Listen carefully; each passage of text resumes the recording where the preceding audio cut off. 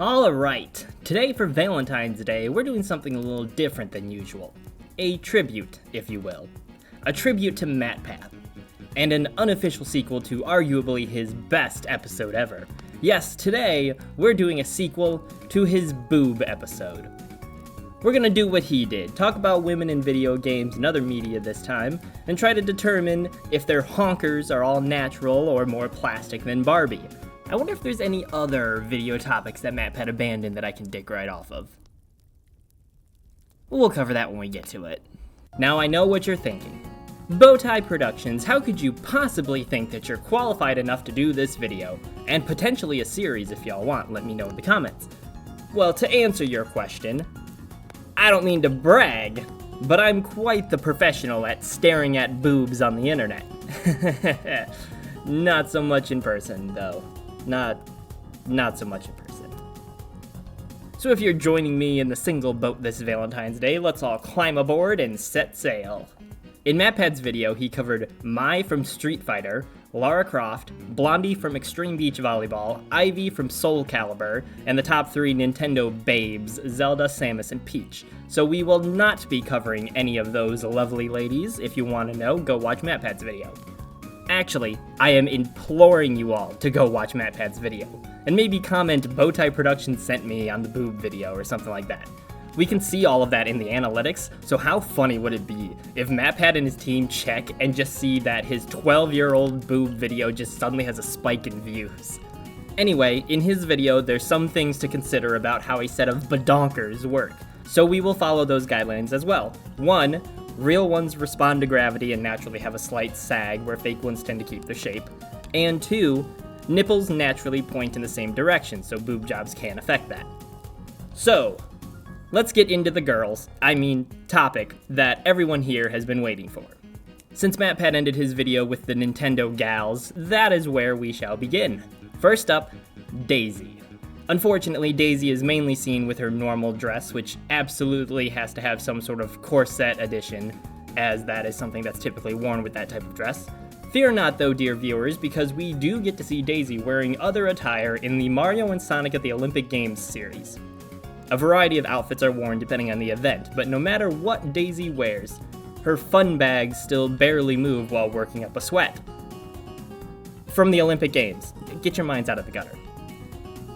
The only movement I could find was from the javelin game, and even that was barely noticeable.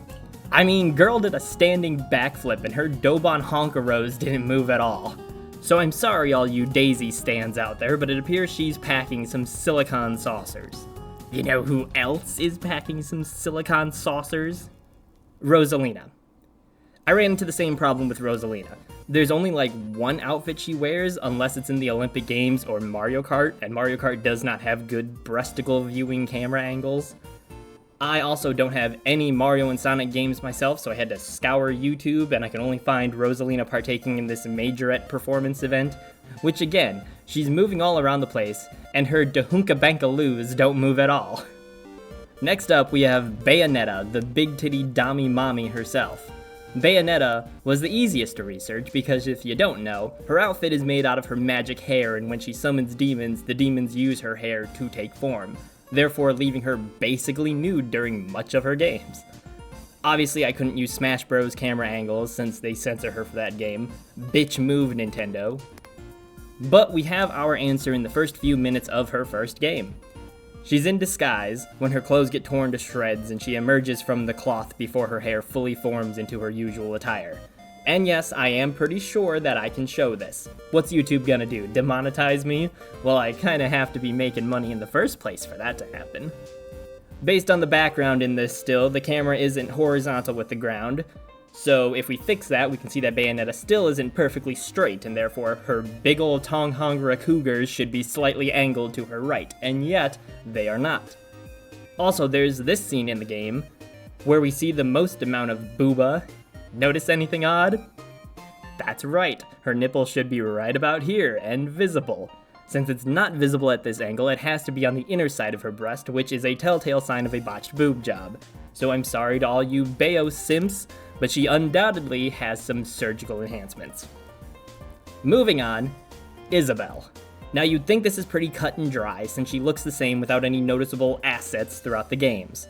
But I came across this totally official art, and obviously some work has been done. Milkers like that don't just happen overnight, and Isabelle is certainly past the ages of puberty. Oh, wait, hold on. How old is Isabelle? 3? Uh-oh. You're going down, you sick deviant! No, please, she's only 3 in dog years. That's like 28 in human years. She's 28! I'm Chris Hansen with Dateline NBC. I take it you're a virgin. Please have a seat right there. But you're free to go. Whew. That was a close one. Alright, well, after that misunderstanding, perhaps we should stay away from non-human characters. So moving on to another slam dunk, Kanye West's wife. Alright, perhaps it's in bad taste to cover actual people too. Plus, after that Grammys outfit, or should I say lack thereof, we all know. We all know. So, Kanye West. Now this one's a bit hard to tell, since they appear pretty tight, but based on his arm muscles, we can infer that he at least stays in shape, and therefore his bonkhongagahoogs are most likely real. Next, we have Pyra and Mythra from Xenoblade Chronicles 2. Now, I know absolutely nothing about this game or franchise, I just know that they're in Smash Bros. However, I did look at some cutscenes and the Smash Bros. Reveal trailer, and we can confirm with absolute certainty that they both have real, all-natural, humongous, hunga-lunga nono-lagungas. As we see in the Smash trailer, Pyra's chesticles do adhere to the laws of gravity. Plus, they clearly flatten and move out to the side as she's laying here in a cutscene from the game. And Mythra, in the game cutscenes, clearly has the natural slope along the top, indicating these are completely natural. Moving on, we have, let's see here, 2D from Nier Automata? Automation? Yeah, close enough.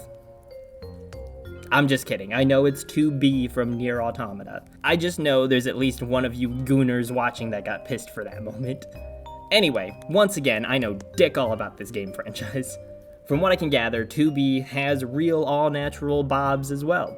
Despite the tight outfit, they still are clearly affected by gravity. They have a natural-looking sag to them. I couldn't really tell if they move though, since the gameplay is pretty fast-paced, and there's only so much I can do with the YouTube pause button. What was that? Oh. Alright. Well, I have just been informed that apparently she is a robot. Whatever.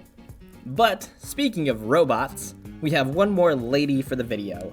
A channel favorite and reoccurring character in these videos.